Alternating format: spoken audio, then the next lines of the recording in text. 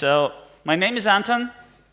I come from Estonia. I live and work in Tallinn. I work for JetBrains actually as a developer advocate for TeamCity. And the reason I'm talking about build pipelines today is that I visited a lot of events. I talked to a lot of developers about how they build and deliver the software. And it seemed to me that everybody thinks and understands a little bit different things behind this word, behind pipelines. Some people think it's just a sequence of steps with the result in the end. Someone thinks it's all about environments, development, staging, production, and so on. So I thought it's a good material to actually share in the frame of TeamCity itself. And it's a nice feature in TeamCity, so I wanted to show it off. So a build pipeline, as I said, a lot of people think it's like a sequence of steps, like finish one activity, start second activity, and so on, and there is like a result that might be propagating from one step to another with the final result in the end. And of course, the real-life situation is a little bit different when you're really building your projects. And if we think in terms of CI and CD pipelines, the part on the left, which is like building your project, you can refer as continuous integration pipeline. And if you think about like greater picture, delivering your software, then you think about the environments, right? This is the classical picture. If you go and check continuous delivery book, that's the one. All right, so build pipelines are a nice abstraction, and a lot of CI servers implement them. And probably the first one who implemented it was a Go CD by ThoughtWorks. And it was a good idea, and everybody liked it. So, of course, it was implemented also in Jenkins, and TeamCity has some sort of implementation too. And some other new CI and CD products implement those pipelines as well. So let's step back a little bit and think, why do you actually need a pipeline to build your project? Why couldn't you just check out the sources, compile, run tests, and publish the final artifact? That seems simple, and why do you need a pipeline at all? Okay, let me ask you this thing. How long it takes to run tests in your project? I cannot hear you, but one of the projects that I worked on, if we run all the tests sequentially, one after another, it would take months. So we probably should do better than that, and probably the whole point of continuous integration was to get the feedback faster, right? So what if we run only the fast tests first, and then after some time run all kind of other tests later? So we already split our process into the pieces, and the teddy bear is saying, hey, you have a pipeline, right? It's a minimal one, but it's already a pipeline because you have a dependency between this build, the first build, when you're actually validating that your commit didn't break like completely, and the validation after the fact for the longer tests that actually take time to execute. Okay, we can actually proceed further and think in terms of CI, what it needs to do to fulfill the tasks, right? So it builds the software, it tests the software, creates reports, sends the notifications. Tests are slow, you start breaking them to run concurrently, like separating integration tests from performance tests, maybe. And your project might be dependent on some other project as well. And that other project might be depending on some other dependencies as well. So for instance, here at JetBrains, we are building IntelliJ, right? So we have the first build that builds platform-independent piece of the software, and then we have distributions. So we already have like several steps in the process. And obviously, even if we use cross-compilations in other projects so that we can run the builds on the same machine, most probably we have to run the tests on different hosts because you want to test on exactly the same platform that you are building for, right? For Windows, for Linux, for for Mac and so on.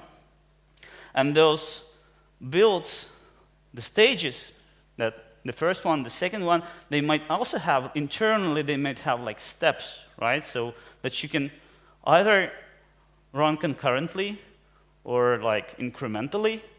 And this is the thing I want to show, like why the pipeline is actually a thing. Because as you see, it already splits, it can join. So it's not really a pipeline, it's not really a sequential thing, it's a graph. And that's a hint. If you have a graph, you probably can do something with it. So TeamCity at JetBrains, the current installation that we have, runs probably around 2,000 projects already, and about 10,000 build configurations. And this thing runs on about 500 agents, build agents. So the server itself doesn't build anything, the agents are building the stuff for you and running the real jobs. So like we have 500 nodes already handling all this. So with those numbers, if we start building everything on every single commit, we probably need a lot of computing power.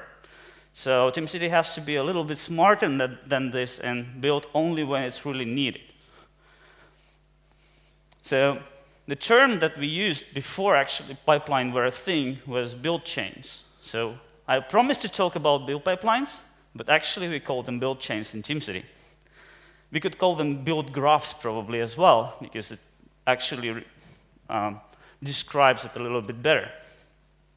So let me describe this little example here, what the build chain is and how it works. So imagine we have a few projects connected one to another, building in step 1, step 2, step 3, and joining in step 4. And each of them has its own revision, or like its own repository. So we have step 1 at revision 1, step 2 at revision 2, and so on.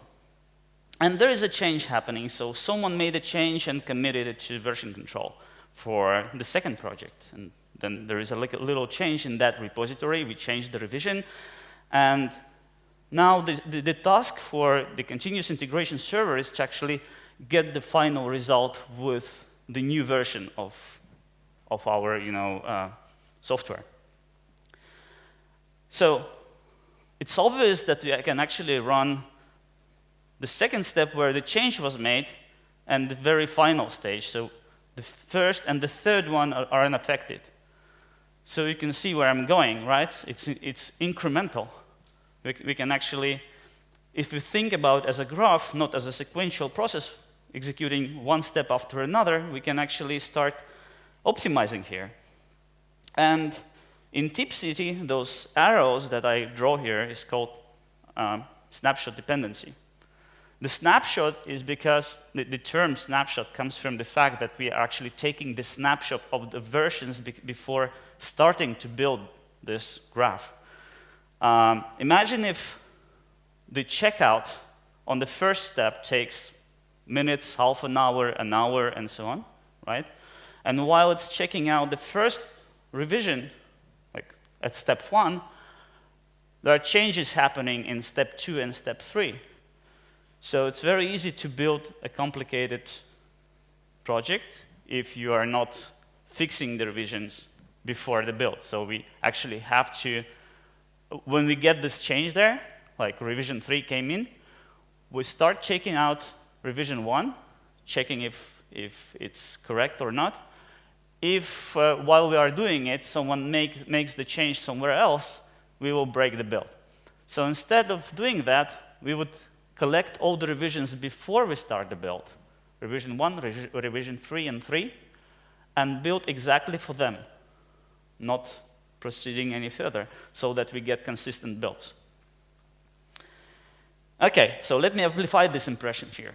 Is that, imagine we have a graph like this, so many projects, right? So we have a very granular graph in TeamCity, and a change comes somewhere in the middle. So actually, we will have to rebuild just part of it, which is like 25%, and we want 75%, right? Isn't that cool? So I think Chuck Norris will say that we are doing a great job here. Okay. So I'm getting to demo here. Let's see. So if you haven't seen TeamCity before, this is how it looks like, almost like a spaceship control panel. A lot of details. So I'm not going to click around the UI right now. I'm going to show the code mostly, but this is how the build chain is represented in TeamCity. And I'm going to demo you with this build chain, how we can assemble it and execute, and what we'll have out of it. So just to describe here, we have first 2 steps, then we have a split on 3, then we join in 1, and then we have stages, so that you cannot read right now, but the first 6 stages are in development. So we have a stage of development where we are building the artifact and testing it. And then we have some kind of a packaging for staging, final testing, and then a delivery into live environment. I don't have that much time to live code it for you. So I have some of the code in the slides, and I will show a final code later in the IDE. But let's start with this one here. So in TeamCity, you can code your build configurations using Kotlin DSL. Kotlin is a thing, right? Everybody likes it? OK. So that's the empty project descriptor. The import statement on the top looks ugly a little bit. I hope we can get rid of it in some next release of TeamCity sometimes.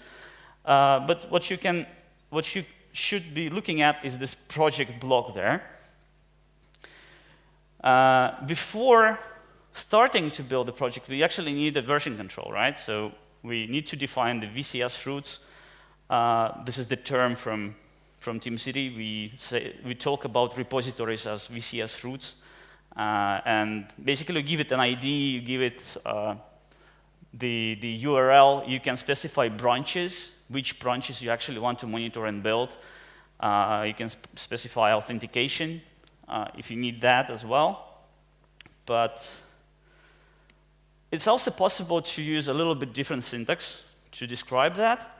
But specifically in this case, for VCS roots, it doesn't work everywhere like this. So some of the API calls expect the type, the object itself, not the value.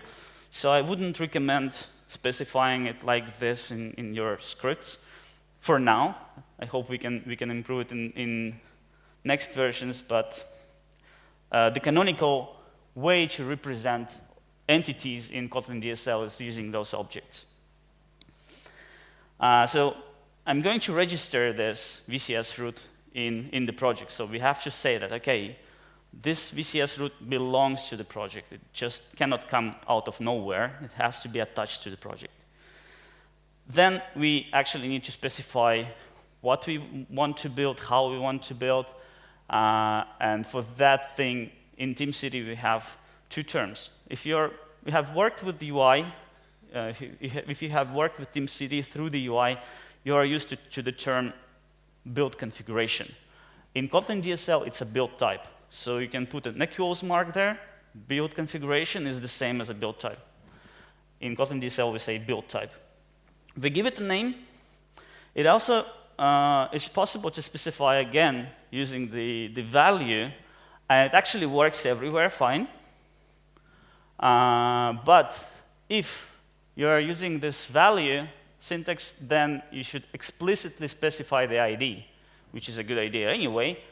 The reason is that if you don't specify it, Kotlin DSL doesn't know how to derive it, because in the canonical form, it can derive from the name of the object. That is why I don't specify the ID on the top, because the object name is the ID itself.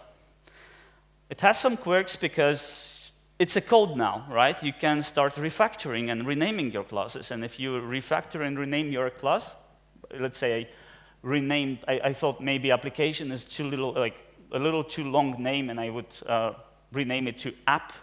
It means that I'm changing the ID, and all the history would be gone for me. So I would have to go to the UI and say, hey, attach the old history from that build to this new ID. So you have to be aware of that.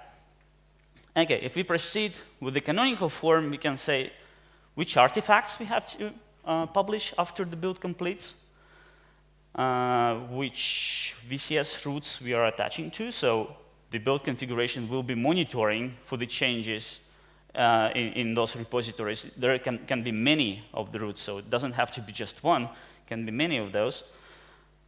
Then, in this example, I'm using Maven. So all the projects that I'm going to build in this demo are Maven-based. So I have to specify the steps how to build my project. And this is sequential. The way I describe the steps here, the way they will be executed. And I will have to attach this build configuration. So here I have a minimal set of things now to be able to build one configuration, like one project from one repository, publish one binary, and that's it. Of course, we can make it more complicated, but that's not the goal right now. So I was talking about build chains. Means that several build types should be dependent on another, right? So a way to describe it is through dependencies, and I was already saying about snapshot dependencies in TeamCity. So here is how I describe it. Imagine our application depends on some library,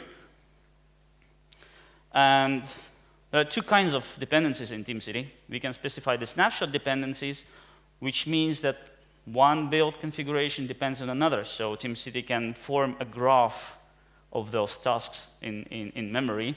But then we can actually specify also artifact dependencies, saying that, hey, I need that binary that was built somewhere. It doesn't have to be that previous build configuration that I'm connected to, but it can be anything. It can be any build configuration in TeamCity in some other project as well, because I need it for some reason. So if we attach that as well, we have two repositories, we have two build configurations, we have a dependency between them, and we have artifacts published as well. So in that screenshot, you can see artifacts icon. So if I could hover on it, then it would say, hey, you have those files published. Now, a little bit of a sad story here. So I was saying that I'm using Maven. So imagine the library configuration is using Maven and application itself as well, and we depend on the snapshot version of the library for some reason. This is like a common knowledge, actually. Everybody knows the problem behind it. Do you know the problem? No? Okay. So I have later, if you check out the slides, there is a link I was writing about this problem, so you can read later, but shortly, if you are dependent on a snapshot version of some other library in your Maven project, and you're using external repository, so a build that builds a library publishes an external, the jar to external repository, and your application is dependent on that one. And imagine we are doing it in branches, for instance, right? So how do you know that a build that builds a feature branch for the application would use a feature branch of the binary for the library, right? It's not written anywhere in the version. The binary repository does not support branches either. How would you solve this problem? It's almost impossible to, like, if you go through this scheme, right? The only possible way to do that is that if you publish the binary, you should use some kind of a metadata and pass this metadata on to the next build and use this property, whatever you passed, to download exactly the same binary that you are dependent on. Mostly people get away with this problem because either the builds, the time between the builds is not too long, so there is just a probability, 50-50, it will fail, it will not fail. And sometimes they experience weird failures in the CI. They see, okay, something is failing, and they just, okay, I just rerun the build and green again. Okay, good, right, so I'm good to go, but they don't think what's causing it, which is really bad when your builds are flickering all the time. It's just uncomfortable, right? Okay, so the one option is to, as I said, to use the metadata, or another option is to have artifact dependency on the library from the application and download exactly the same binary from the library build configuration and install it into the local Maven repository so that your build will be building against that. Then you don't have to play with artifact names and branch names and so on. Okay, so let me jump into the IDE actually. I have 10 minutes.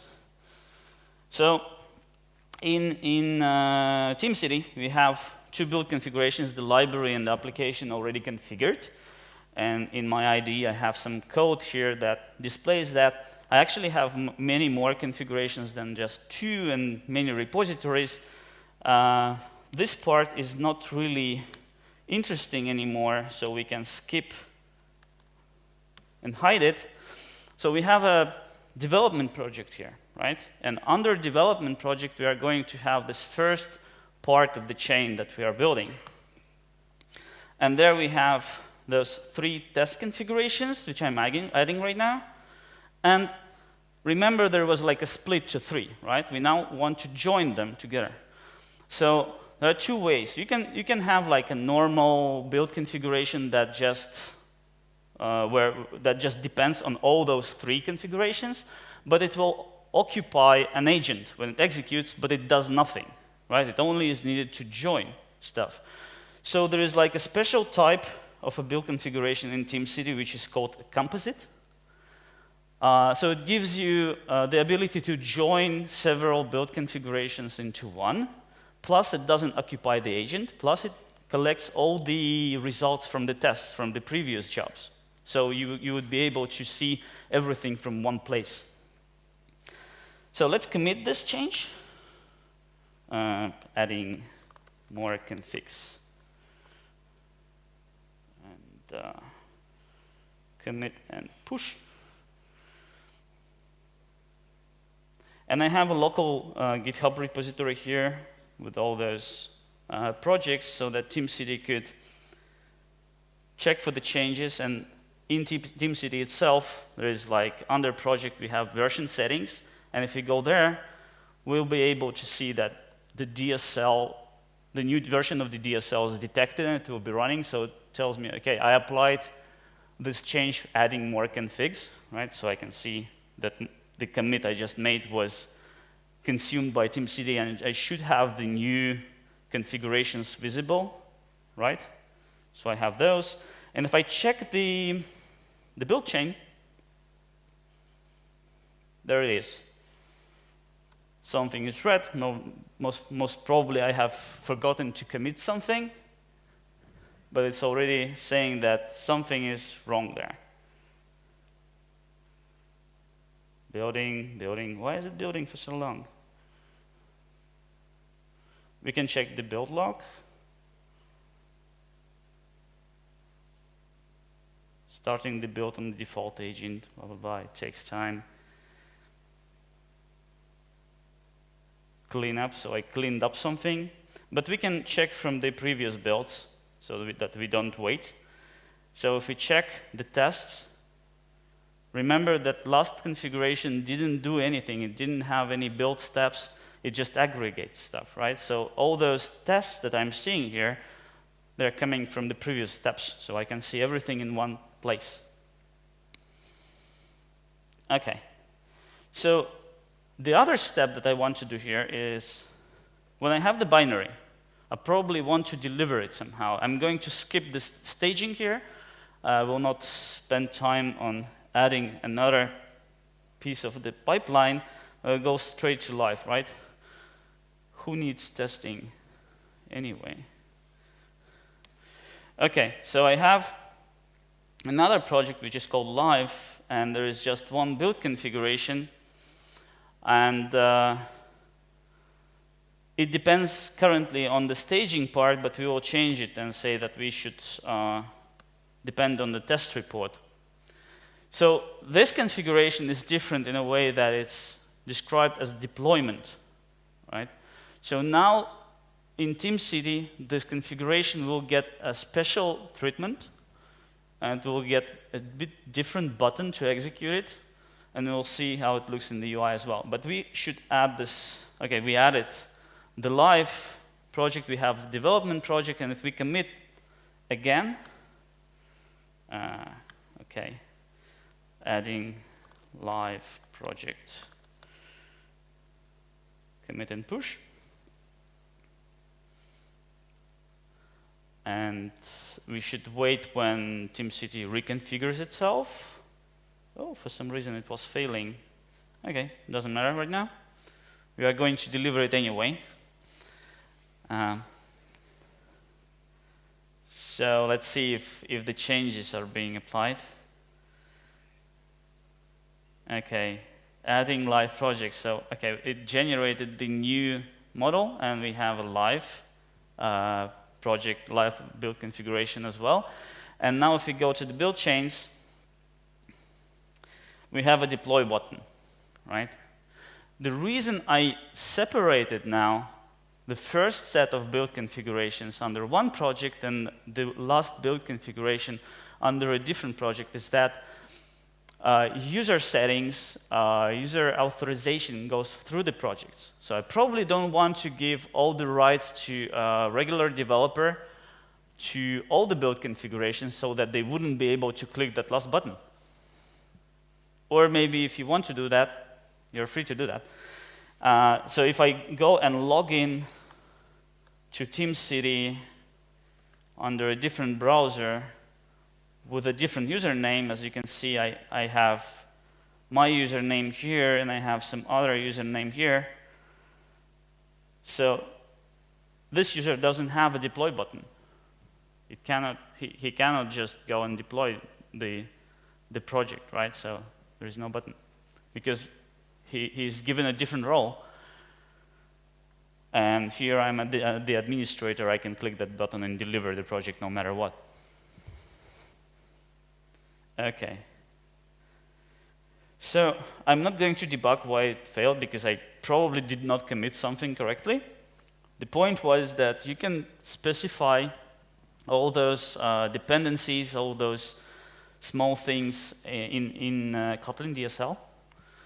TeamCity will do its magic to actually optimize the chains, and we can probably find some of the chains that were incrementally built. So for instance here, in the history, I can see that those 5 build configurations were not re-executed, it was reusing from the previous build.